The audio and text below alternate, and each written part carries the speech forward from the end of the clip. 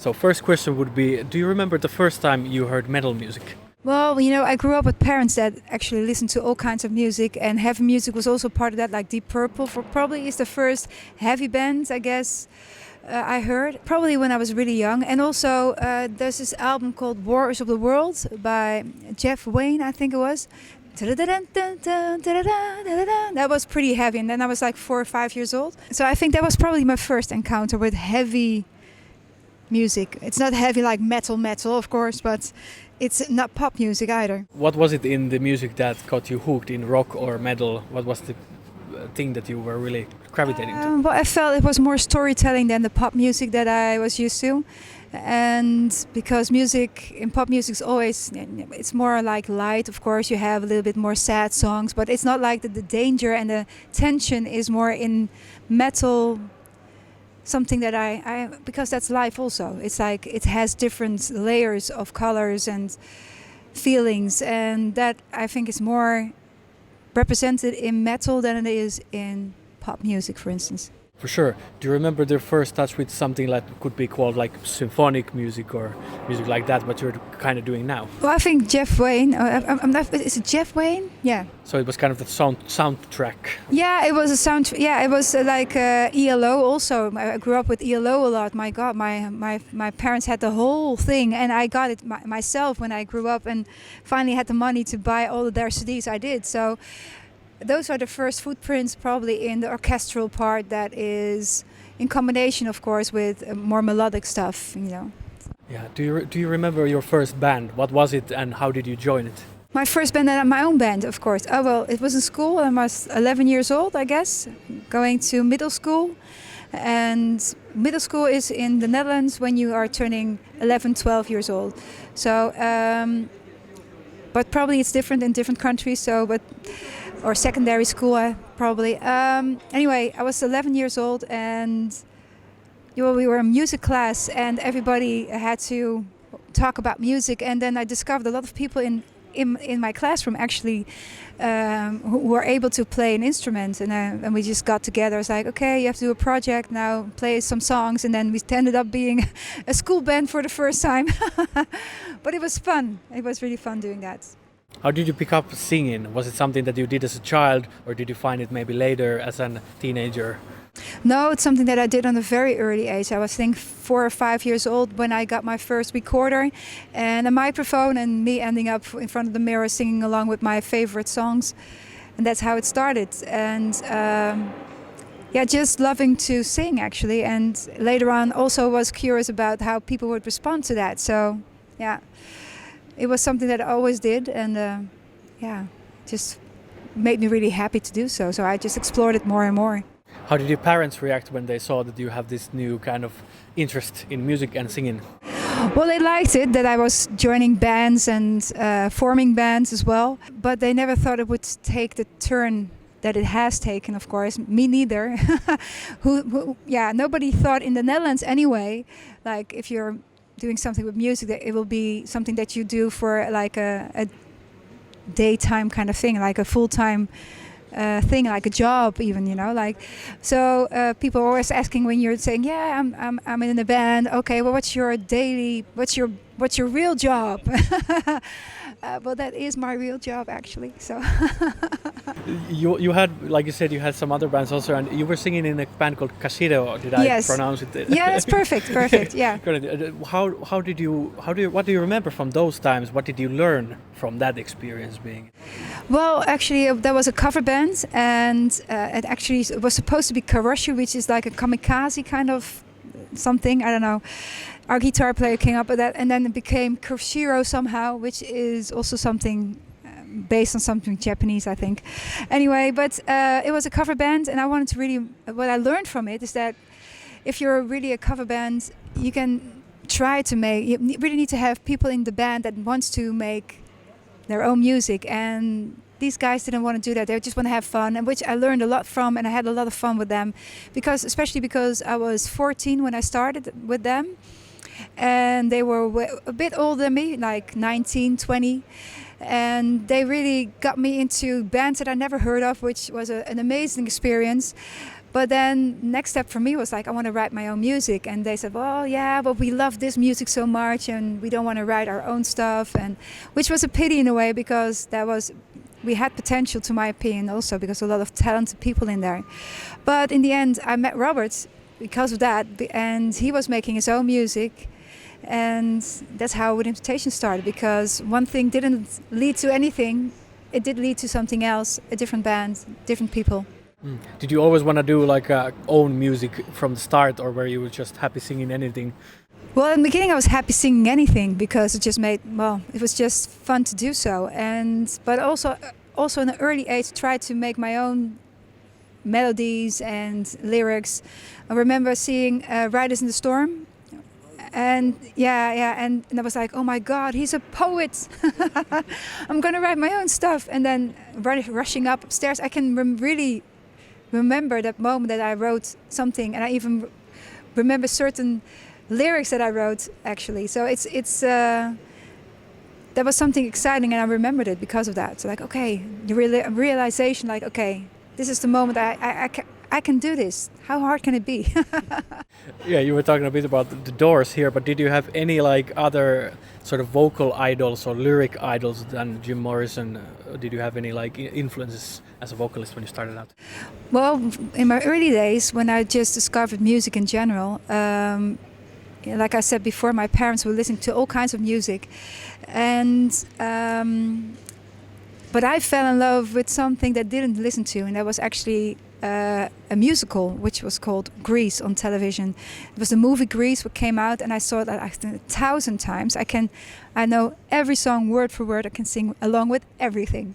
So it's Olivia Newton-John really inspired me to sing, and I followed her career for a long time, and she was my first inspiration to become a singer. Actually, I wanted to sing. Actually, I wanted to be just like her, not like in a person, but more like I wanted to sing like her. But she had such an angelic voice, and I was like, I can never do this, but I'm trying and over and over again, drive my parents crazy by singing those songs 1,000 times.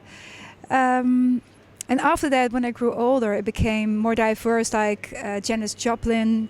I loved how she was on stage, how she just gave everything, and totally different music. I was into blues music for a long time. Also, Kashira was a lot of music was blues music. But then I also discovered Tori Amos, and I already knew Kate Bush from my father's collection, which he wasn't allowed to play when my mom was in the house because she didn't like her voice that much. Wuthering Heights must have been yeah, but I loved it, so I was like, Dad, let's put it on. And after that, I found out about Tori Amos because a boy in school gave me a cassette. It's like, did you hear this? It's amazing. And I fell in love with her music, and I still am in love with her music up to date. So it's those singers, but also, for instance, another singer, which is a guy, actually, of course, is Kurt Cobain from Nirvana.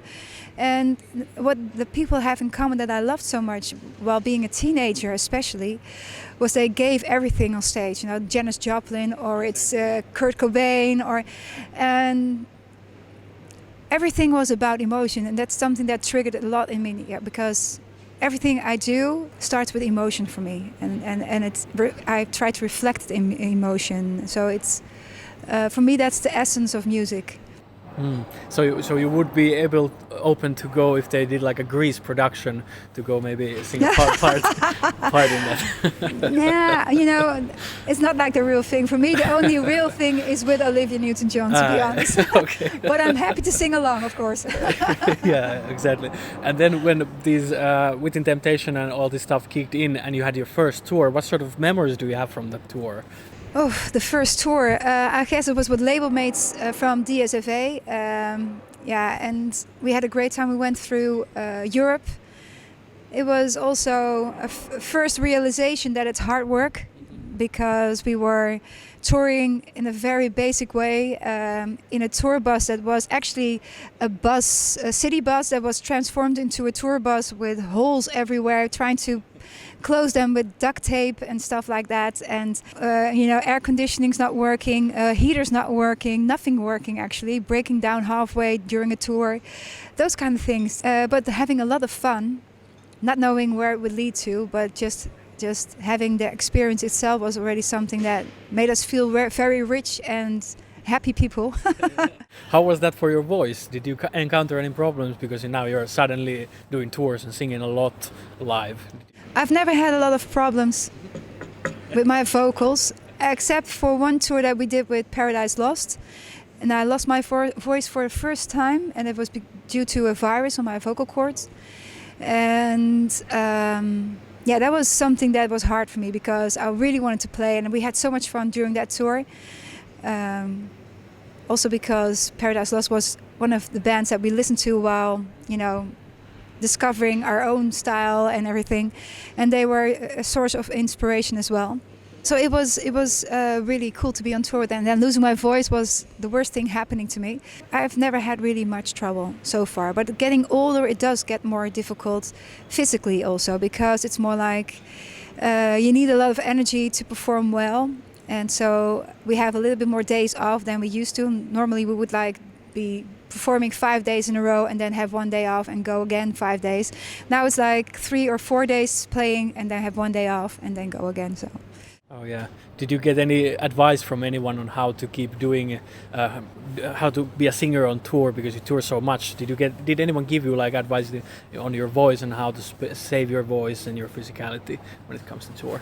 No, I never had any advice on that, but I did get some advice about how to protect my ears though, because the first few times actually that we were on stage, our label mates from Orphanage, a girlfriend from one of the boys actually, said to me, "You have to wear earplugs, Sharon. You have to protect your ears because otherwise you'll be deaf when you're old and everything." And she was so right because, some of the boys didn't do that in the band because they really wanted to feel the music, which is a good thing as well, of course. And those earplugs that we had, because we weren't able to have the in-ears yet, it just also closed off a lot of the interaction. What you hear from the audience, of course. So, but for me, I was like, I'm going to take that advice because I could really focus on my own vocals, and because of that, because you can hear through your throat the vibrations, and I could hear way easier what I was doing while having these earplugs in. And the boys, not all of them did that, so they have some hearing problems already, like the tinnitus. Yes, tinnitus. Tinnitus, yeah, tinnitus. Something. You know what I mean? High pitch, yeah, exactly. Ringing. Yeah, exactly. The tone that keeps on going. Yeah, but some people actually can use that as if they know that it's A, they can use it as a reference. Then let me hear clink, clink, clink. Oh, it's E. Yes. Do you have any warm-up routines when you go on the stage, or do you just go and sing? No, I could go and just sing, but halfway through, then you do feel like, okay, it is a muscle. You have to warm up. So it's not a good thing to do that. You can, but it's not good. And so I have the ginger tea, I have the honey tea, I have exercise that I do nowadays that really help me to protect my vocal cords, because you need to do that. Like I said, it's just another muscle in your body that you need to train, and you can stretch it a lot, but there's a limit to everything. Yeah, like you mentioned, you have some tea and all these things that you do, and some people have restrictions. They don't drink milk or cheese or eat cheese or anything like that. Do you have some specialties like that? Yeah, I can't eat nuts because it will come back to you when you're singing. It comes up again, and then if it goes the wrong way in again, then you might end up coughing and then losing your voice also because of that. So, and sometimes also not milk, because of the fact if you have a cold and you drink milk, it will make it very difficult. Have you had any moments when you're sick and you still have to perform every night? Yeah, I had vocal cord problems actually after the whole COVID, and somehow I'm not sure if it was because of the fact that I hadn't sang for such a long time and ended up I don't know, maybe exhausting my vocal cords with the first few something. I lost my voice and still were able to sing a little bit, but then we had to cut down the songs, the amount of songs. It was really horrible, but I was not the only one. There was a lot of people, singers actually, in the Netherlands at that time that had vocal problems, and one after the other, like, okay, this one is cancelled, that one was cancelled, and And I was thinking I was doing all right until I went out on stage. At a certain point, I go, this doesn't feel right. Something's wrong.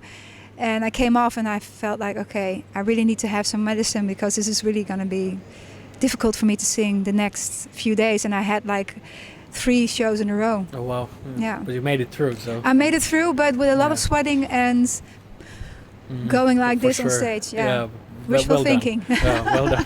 Very awesome. I couldn't do it. Yeah. When you look back into those times when you were performing without in-ear monitors and I guess without backing tracks also, which would you say do you prefer as a singer? Do you have like in-ear monitors and backing tracks or just do it like the old school way? If I could, I would combine the two, to be honest. Yeah. Because of course the backing tracks enables us to have the whole visual aspect that we have, like the video really going, everything is synced and it is really tight. And I love that because it comes across very professional. And on the other hand, I miss the interaction sometimes to just go and wild and do an extra chorus or maybe just go on and on and on, like drag me off stage kind of thing. Yeah. Which is cool also, but I think I do appreciate that we have the protection of the in-ears, and I can really hear what I'm doing with my voice and really put more emotion into it because I hear it better. And I can play around with that. Yeah, and have it mixed to your liking, so Yeah, that you also, don't have to yeah. rely on the house monitors or whatever. Yeah, exactly, and being blown away again by bass and by guitars. Yeah, well, they are not important. So. So not important. Thank you.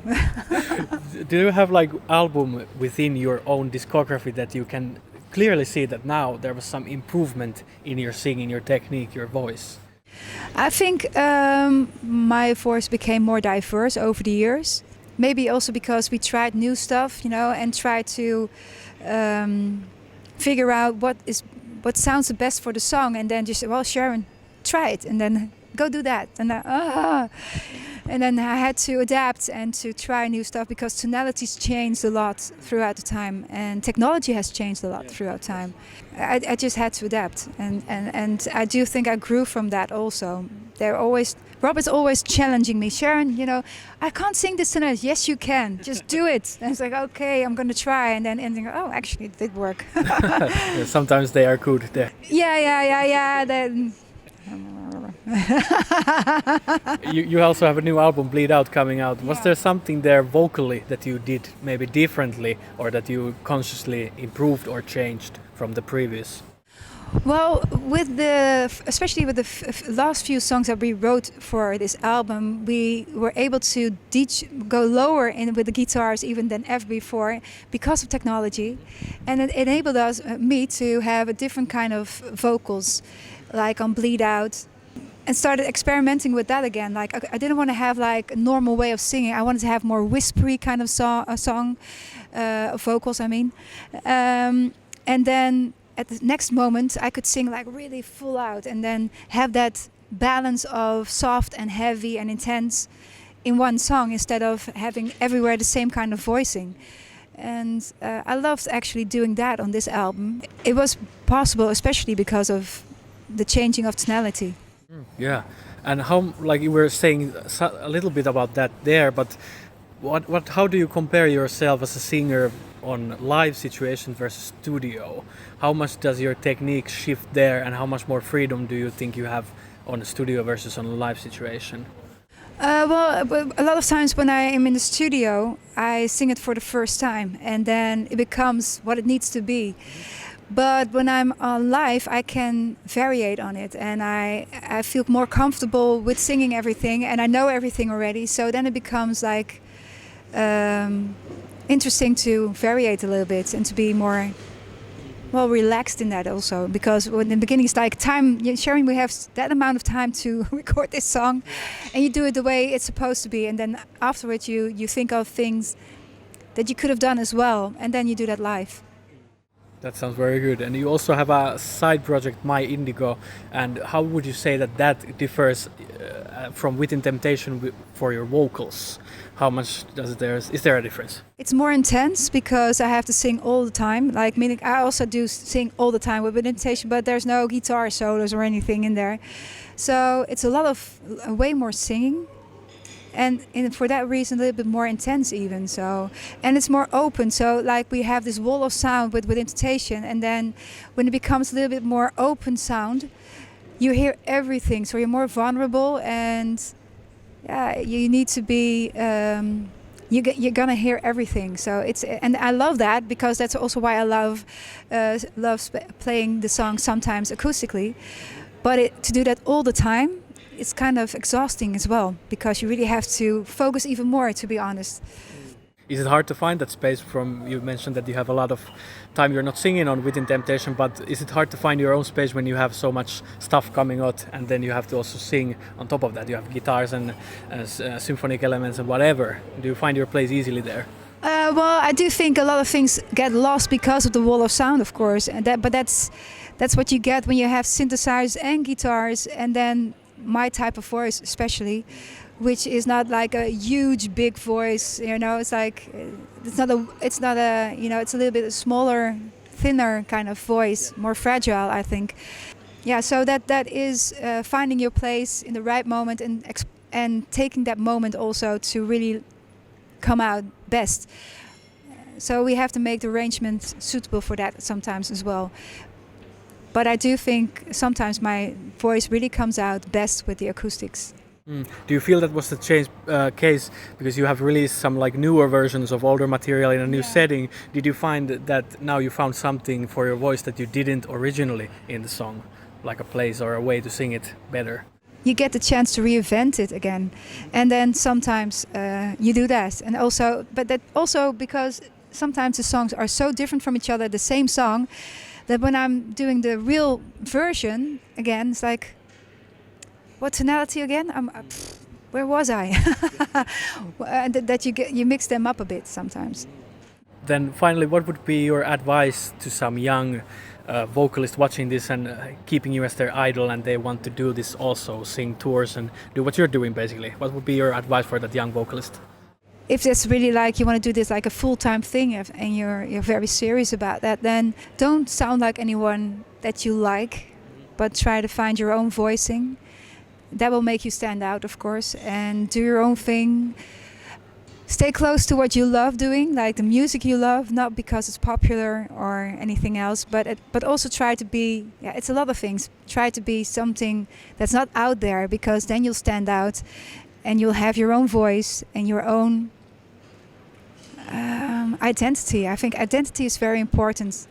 There are many ways to roam to finding, of singing. So, everything I do nowadays is self-taught. I never had a teacher. I tried a few times a teacher, and they said like, you're not hurting your voice, so you don't really need me. But what I did learn with vocal coaches is that they said how to warm up your voice is something that is important, and that's something you can find on the internet. So find something that relates to you, that you find that you understand or think is easy for you to adapt in your daily routine or something, and just prepare yourself before you go on stage and have good in-ears and stuff like that. So those things all matter, and a good monitor guy is also very important. He's my life savior. Don't tell anybody, because otherwise he will become arrogant. No, he's not that kind of type of person. No. But those are the most important things that I would say to you guys. So good luck.